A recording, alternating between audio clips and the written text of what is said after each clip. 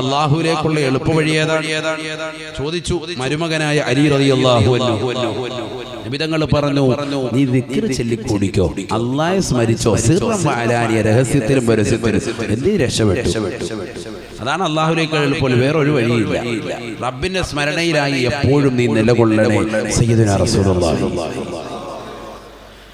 ഹബീബായ റസൂലുള്ളാഹി സ്വല്ലല്ലാഹു അലൈഹി വസല്ലം തങ്ങൾ ഇത് പറയുമ്പോൾ അലി റളിയല്ലാഹു തആല അൻഹു അല്ലാഹുവിന്റെ റസൂലിനോട് ചോദിക്കുകയാണ്, യാ റസൂലല്ലാഹ്, നബിയേ നബിയേ, എനിക്കൊരു ദിക്ർ ഇജാസത്ത് നൽകണേ. ഹബീബായ റസൂലുള്ളാഹി സ്വല്ലല്ലാഹു അലൈഹി വസല്ലം നൽകിയ ദിക്ർ ഏതെന്നറിയുമോ?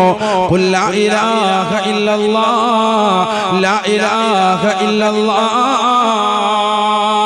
ആരാധനക്കർഹൻ അല്ലാഹുവല്ലാതെ മറ്റാരുമില്ല എന്നുള്ള ലാ ഇലാഹ ഇല്ലല്ലാഹ് നീ ചൊല്ലിക്കോ എന്ന് ഹബീബായ